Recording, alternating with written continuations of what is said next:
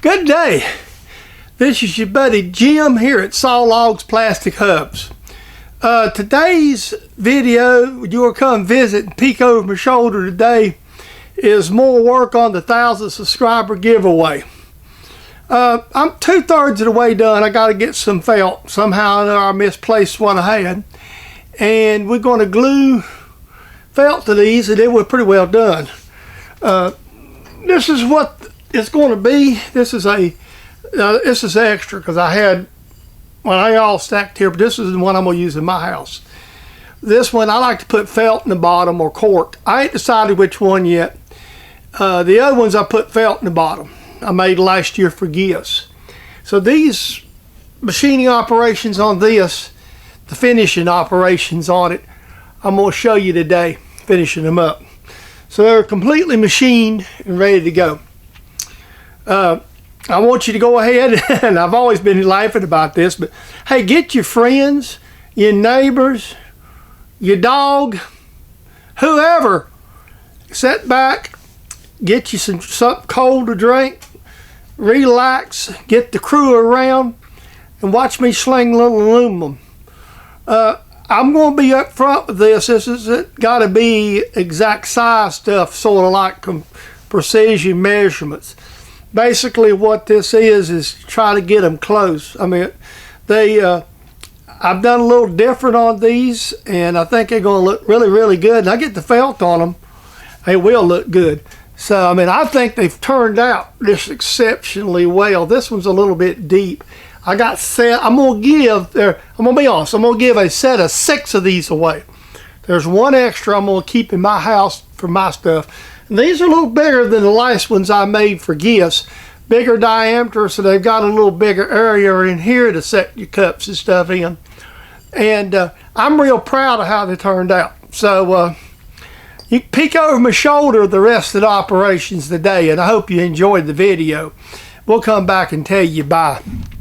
First of all, good morning everybody, and we're back on the lathe today.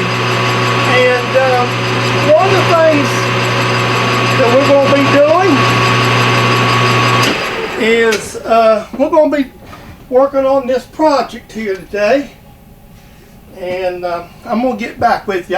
Well, before I do that, I want to give a shout out to somebody, and we'll put this in before I start. My oil cups that I give away, and today, this morning while I was waiting for my Friday video to load, I was sitting there watching a couple of videos, and one of them is the old iron lover, and he's just a super nice guy, and he featured showing on his project this week one of my oil cups and give me a shout out. And I tell you, you know, guys like that, you just can't, it's important. So before I start this project, I need to get some aluminum stuff together here. Okay, now we're going to get started. I've got everything set up. And what I'm doing is this is going to be a production job. So basically the first, you already seen in a previous video where I bored these jaws and whatnot, and I'm facing the card off. One of the reasons I made these soft jaws up was for this project originally when I done it the first time. And one of the things that I've noticed too, I may have to make an adjustment. I believe I might need to raise this just a smidgen. Is I feel like I'm just a bit low on my other, and I want this to well.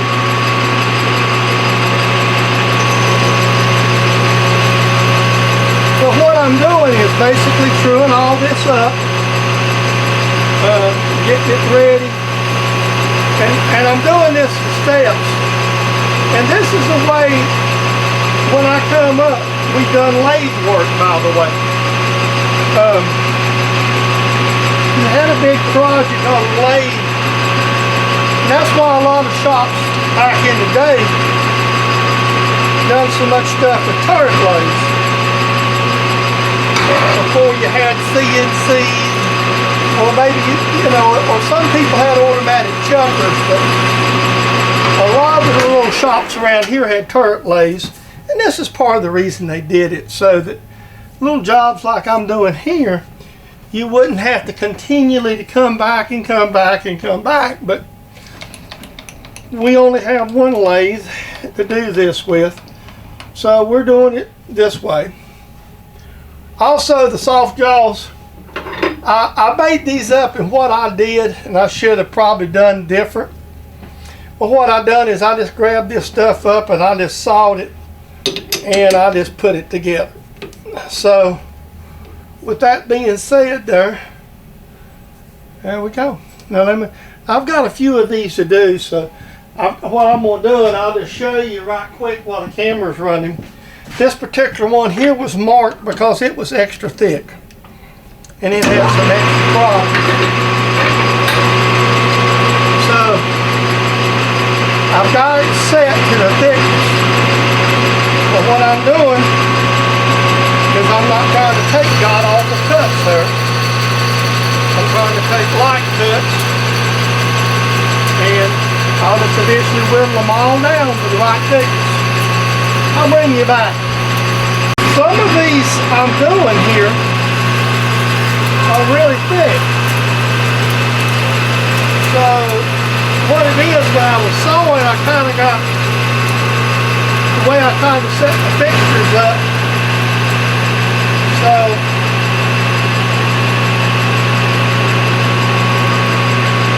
but for this project, this seems to work the best system. So what you're seeing here is I'm right now whittling this. This is one of the thicker ones.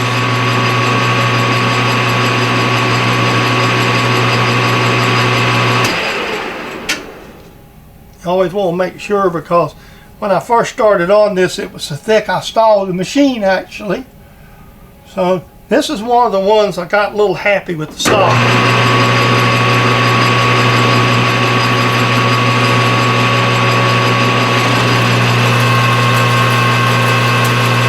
There's an old saying in the machine shop, you probably heard me say it a couple of times, a whole lot easier to take it off and put it on. So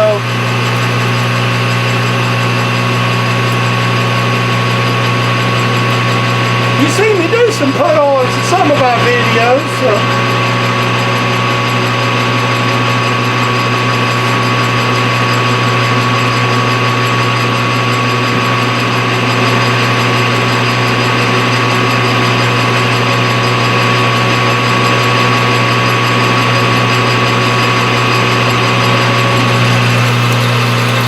just show you a thick one and let you know I'm not perfect.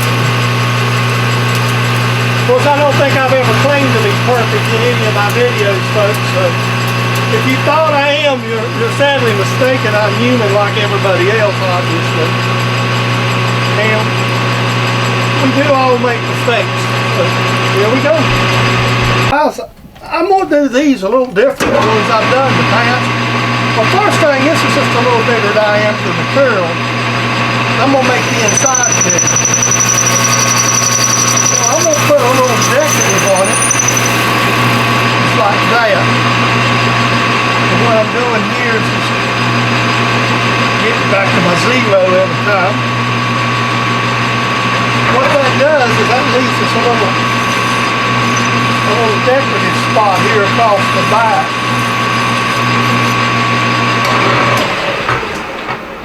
Just something that looks a little different, something a little decorative. So I'm going to finish getting all those done, and then we'll start working on the inside. Now I've done this several ways, but I come up with what I feel like is the best way. What I'm doing right now is just making a witness mark. What that witness mark's for is to let me know where zero's at. And now we're just going to slide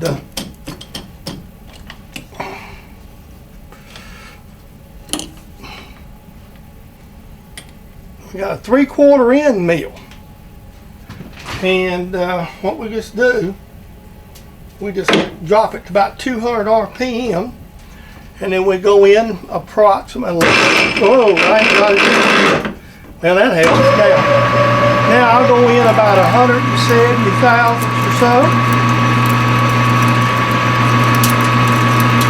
And that's what we did a minute ago.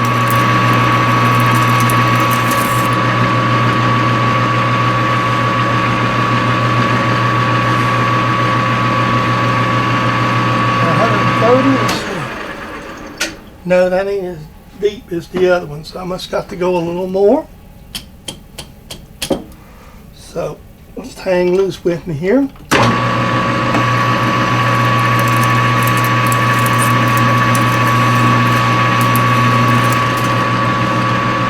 All right. And I'll know real quick if I'm right, because the boring bar will, when I touch it with the boring bar, I'll know how much I like. Okay, I'm just about right there, okay? Now we just speed it back up to boring speed. It helps put it in gear, folks. And we just start.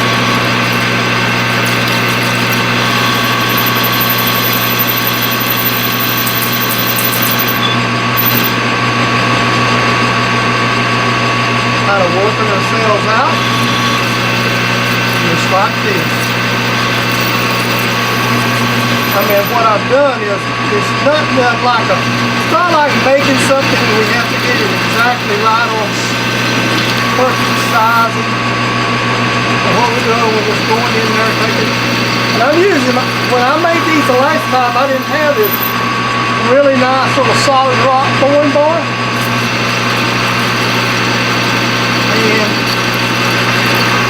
I'm telling you, I really love this little solid rock boring bar that Steve Barton and his family gifted me.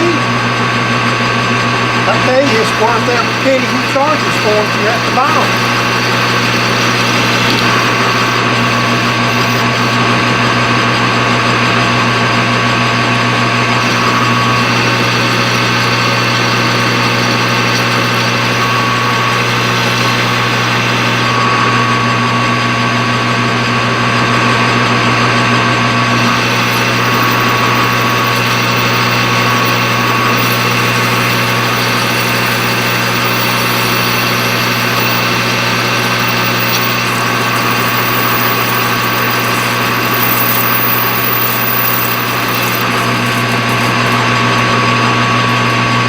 So you see, we're going in there, and let me pull this out. There you go.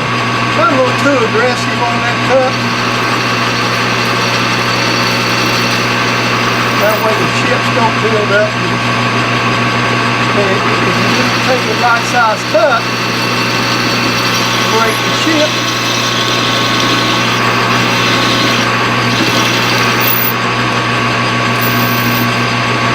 One disadvantage of the work stop that I use down there is sometimes the chip gets gummed up in it.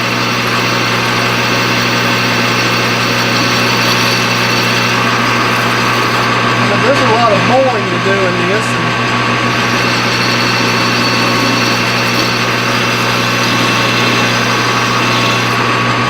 The end mills gives us a place to work the boring bar actually.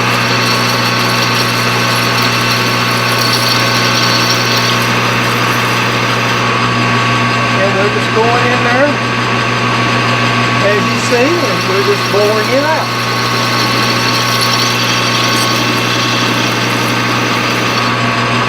That's why you won't do everything in steps, by the way. I'm just hand-picking this because the distance is so short. Also, why you make a reference mark, because there's just so much to cut out of this to get up to that reference. And all you're doing is ensuring you're not going to shoot past your zero.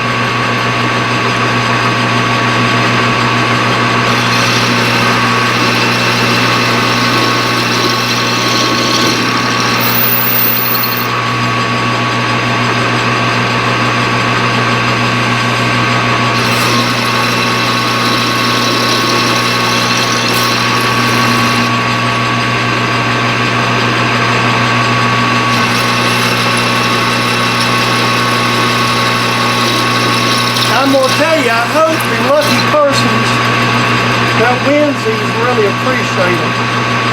They're going to be, I've changed the design of this a little bit.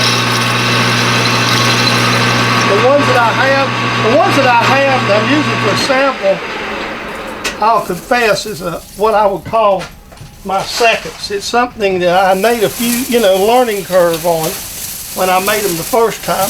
What I done was last year around Christmas, I made the first set of these I've ever made.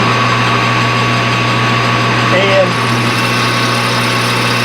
I had already known this is what I wanted to give away for the 1,000 subscriber gift. With all the things other things that I've been involved in.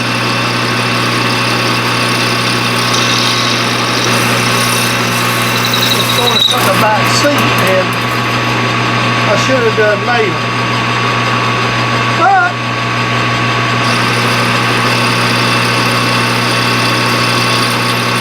we have, and it makes a good video.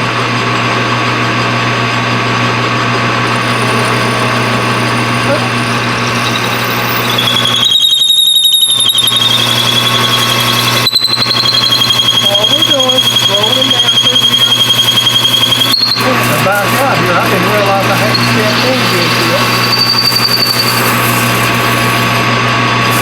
So sometimes there's something you can do in this situation. I just had it.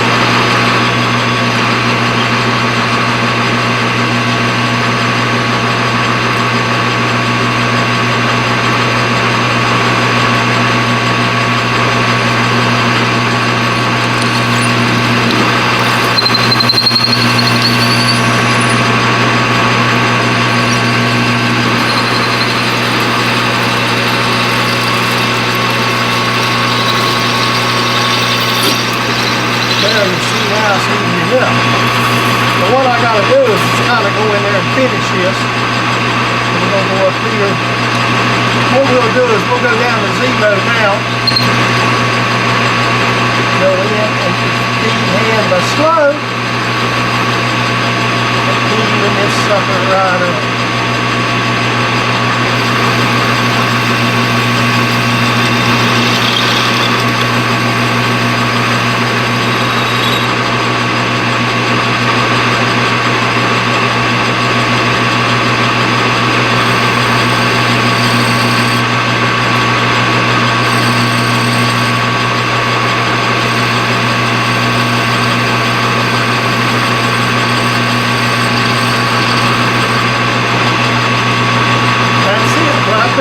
Slick bottom. So what I'm going to do to break the corners is just take a little piece of emery caulk and just get that corner right there. So that gives us a nice internal coaster right there. Perfect set your cup on. I've got a good many to do, and then I'll get the set ready. Well, folks, there they are. All they need is just a little bit of cleaning, and they'll be ready. Cleaning and some felt. I had some felt, but I can't seem to find it. So that's going to be the next challenge, just finding the felt and the glue. So, I don't know. Thank you for watching the video today. I really, really appreciate it.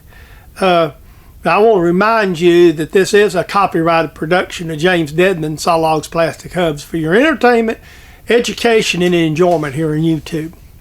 Guys, I'm going to hawk subscriptions, but not necessarily for Saw Logs Plastic Hubs. First and foremost, yes, we all want subscriptions. But I'm going to hawk a few other people. I'm going to hawk some of my closest friends that actually, that's my friends on YouTube. And I'm going to start probably my best friend on YouTube has moved away. He's building his new shop, and that's Mr. Tom up at Hilltop Machine Works. If you're not a subscriber of mine or Tom's, you need to stop by. Look at some of his old content. He'll get some new good stuff up here pretty soon. The same thing with another gentleman that I've never met personally is Everett up in Canada. Everett's Workshop. He's another super nice guy. And again, he's not one of the YouTube stars, as they say. Anthony Brown, he's trying to get a channel off the ground down there in Alabama. He's been a real supporter of my channel, and he's really constantly here putting videos out, trying to get his videography up to snuff. Hey, jump in there and go by and visit him and give him some love. At Anthony Brown at Ragsdale Creek Workshop. And finally, probably the biggest channel I like to hawk is another guy that's just a super nice guy. I've never met him in person, but you know, he's not only entertaining, but he has a lot of good viewpoints about how to do stuff. And that's Harold there on Texas and Amateur Redneck Workshop. None of these guys are really big, large channels. Harold's is probably the largest of the ones I've named. And I really think that these people have as much to offer as the A-Bombs and some of the others. Now, I'm going to tell you, to me, my favorite large channel is Mr. Pete, and I'll tell you that right up front. Okay, with all that being said, if you feel so inclined, please make comment. That's something I'll try to get back with you if you make them. And I'll tell you what, you stop by next week, we'll have videos. We'll have you some slop, and we'll have you some other video out there to watch. With all that being said, have a great day, and we'll see you in that next video.